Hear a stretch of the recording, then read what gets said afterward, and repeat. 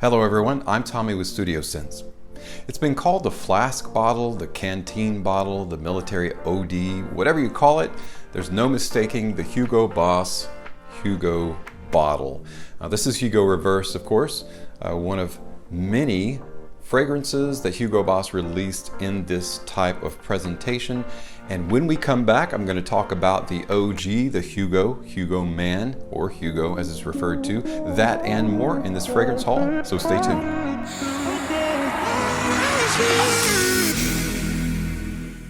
Hey guys, and welcome back. Yes, today we're going to be talking about 3 different fragrances from the house HUGO BOSS.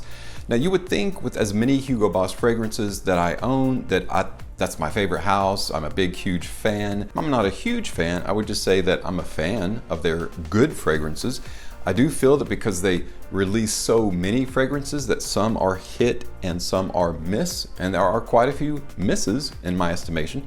In terms of fragrance, I think they smell amazing. I think they do a fantastic job of creating the fragrances. A lot of them suffer poor performance, and that's a shame because the smell's pretty amazing in most cases. Now, the very first HUGO BOSS fragrance we're going to take a look at today is called HUGO, or HUGO Man, or HUGO BOSS for Men. It goes by many names, but the original name is actually just HUGO. And it's the OG fragrance that was created by Bob Aliano back in 1995. Yes, that's right. 21 years. That's pretty epic when you think of it in terms of a fragrance surviving for 21 years through good and bad economies, through different fashion changes. Because when you think about it, the fashion industry is pretty fickle. There are a ton of changes in a very minimal or minuscule amount of time. So for a fragrance to survive for 21 years, what's its claim to fame? Well, we're going to look at that and see if we can't find out if it just smells fantastic or it's just like the Nike swoosh. You can't think of the brand without thinking of iconic graphic or iconic logo or iconic fragrance. So let's go ahead and take a look at the HUGO presentation.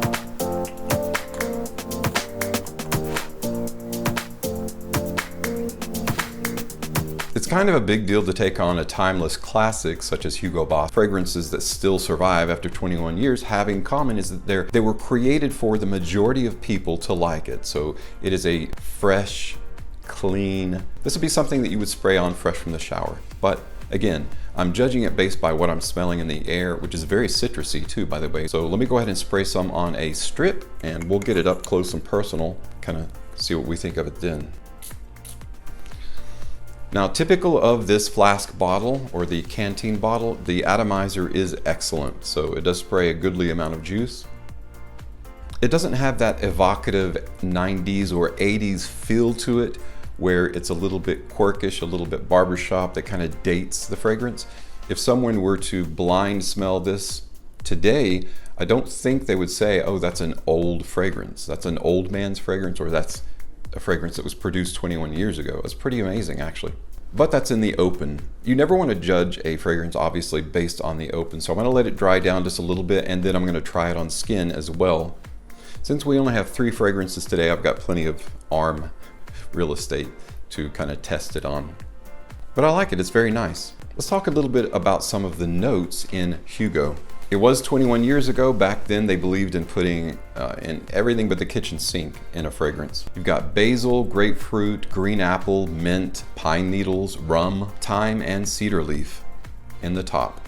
In the mid, you've got carnation, geranium leaf, you've got lavender, jasmine, sage, and cedarwood. Finally, in the base, you've got moss, fir balsam, vetiver, sandalwood, and suede. I'm gonna try it out on skin.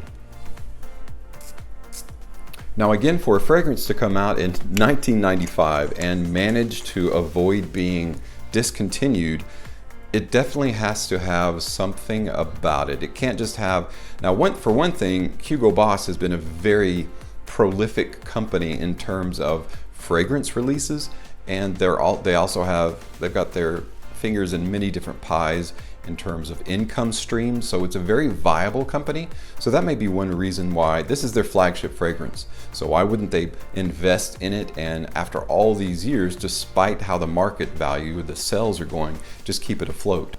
In the top, after some of those citruses burn off, what I do like about it is it's not super fruit juicy. So it doesn't remind me of bubble gum, or it doesn't remind me of fruit juice or anything like that, which there's nothing wrong with those things, but it is more of a mature person's fragrance.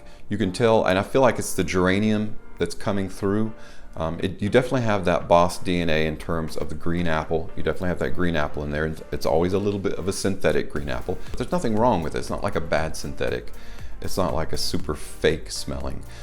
So you've got that DNA in there. You've got the geranium. It's causing a little bit dryness. You've got that light, dry vetiver in here as well. That's causing it to be masculine and musky. Now this is going to be a fragrance you'll want to wear in spring and summer.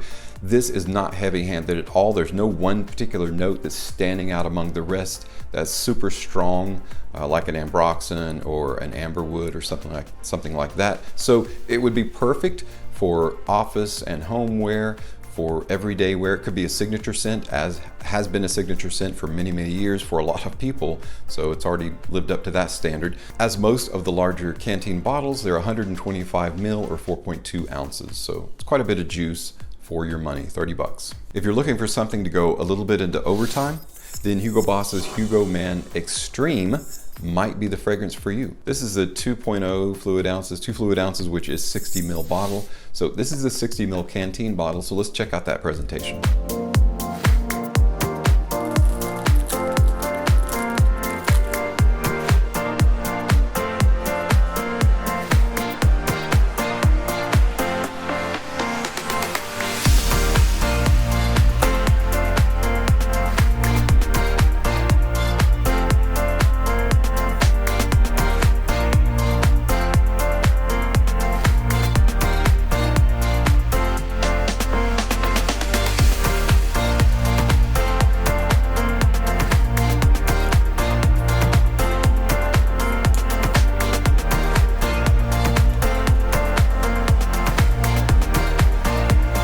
HUGO MAN Extreme. Now I can already smell the difference in the air.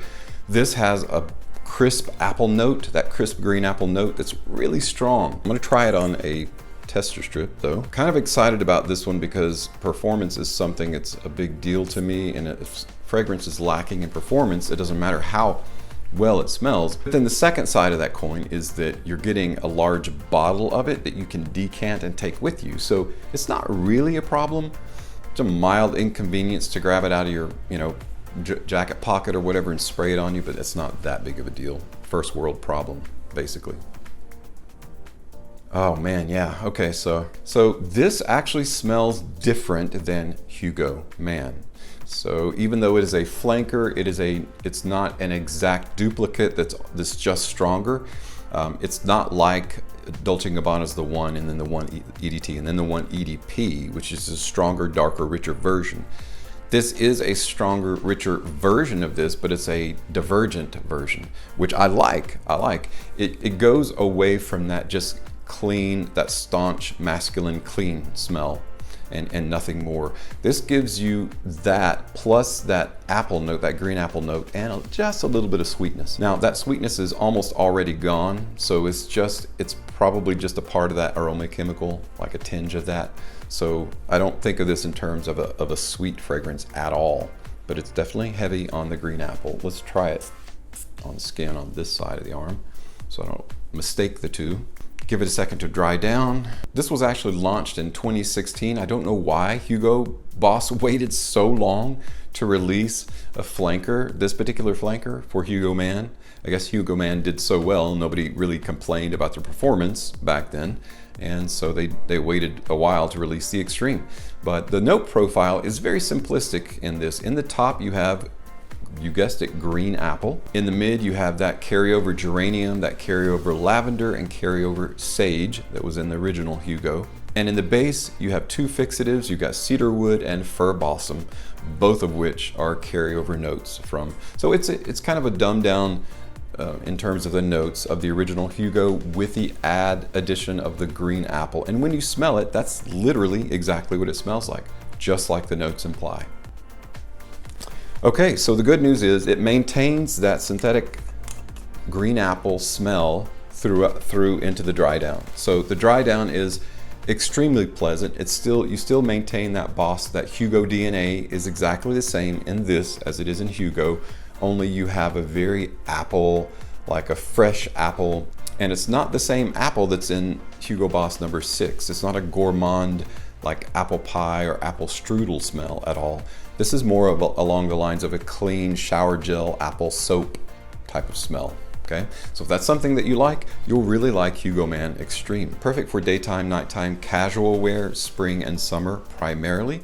Now this one, because it is an eau de parfum, by the way, Hugo is an eau de toilette. This one is an eau de parfum. It's a little bit more. You can get a 60 ml bottle like this for right around 40 bucks. The next Hugo Boss fragrance that we're going to check out today for the first time is Hugo Iced. So let's go ahead and check out that presentation.